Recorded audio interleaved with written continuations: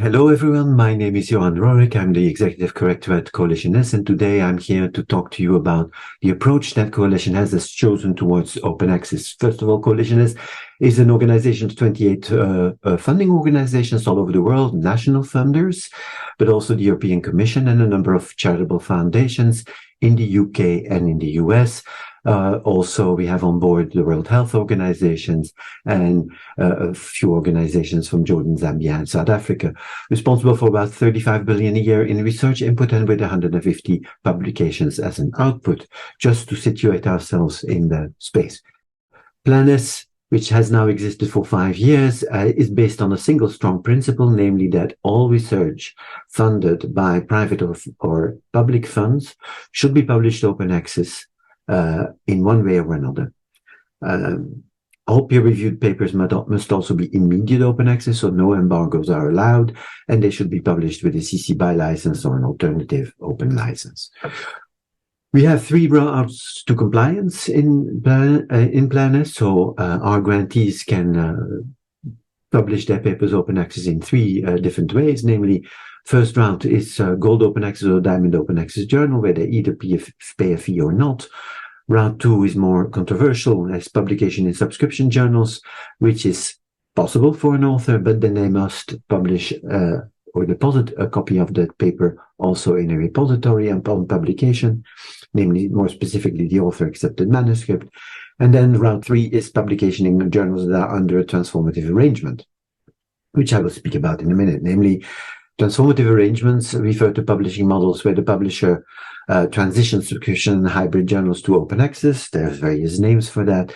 And it's a transition that is occurring at the level of library consortia, with the journal becoming gradually more open access as more library consortia sign up to these deals. Coalition S will no longer be supporting transformative arrangements at the end of 24, as we believe that they do not lead to open access fast enough. Route 2 is more important, namely rights retention. Authors who want to publish in subscription journals must deposit a copy of the author-accepted manuscript of a paper in a repository immediately on publication, but they often sign copyright transfer agreements, signing away their right to do so and committing to an embargo that is not in line with Coalition S principles.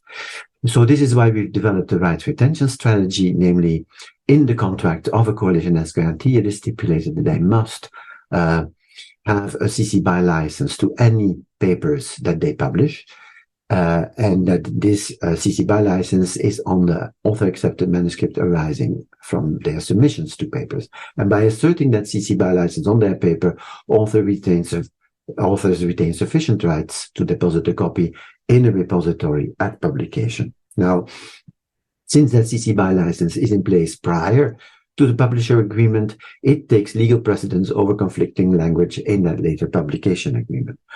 Publishers do not like this very much and have opposed it in very many ways, but at the same time, the rights retention strategy is receiving broad support. I'm giving some examples here: UNESCO Declaration, European Council twice in 22 and 23, and various universities in the UK and in Norway adopting it or promoting it, as in France, SNS. So rights retention strategy is definitely gaining ground as a way for authors to retain their rights and not giving them away to commercial publishers. We must also talk about equitable open access, though, because open access provides equity for readers. Every reader can access a paper, but basically now it is the author who pays, or their employer, and that is far from equitable, because very often article processing charges are very expensive, and one price fits all. Whether you are in Oslo or in New Delhi, you pay the same price for publishing services. And we recently commissioned a study to explore purchasing power parity as an alternative for APCs, or to bring down article processing charges, as well as a working group moving away from APCs that we are organizing with JISC and PLOS. There are also alternatives to APC-based or gold open access, especially diamond open access. Those are journals and platforms that do not charge fees to authors and readers. We're very well known from Redalica, Melica, and Cielo in Latin America, where such systems have functioned for a long time. and where, in fact, communities, academic communities run the journals, and the costs are being borne by institutions and governments and ministries.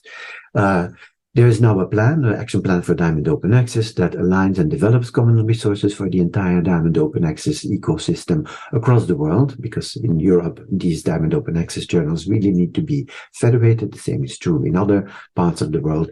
And this plan was developed by various science organizations and signed by 150 of them. This is taken forward by various projects funded by the European community, and I believe that, for instance, Pharma could establish its own Diamond Open Access journal via an independent foundation. So take-home messages here are: article content belongs to the author. Authors can do with their content what they want. It's very important. So rights retention is really about ownership and control. It's not just about compliance with our policies. We must look at equity for readers and authors, namely APCs do not provide equitable access for authors. Diamond Open Access is rapidly gaining ground, also in light of the Council conclusions. And I believe that Pharma could establish a foundation running an independent Diamond Open Access journal or platform with in-kind support from academic editors. I will stop here, and I'll gladly take your questions.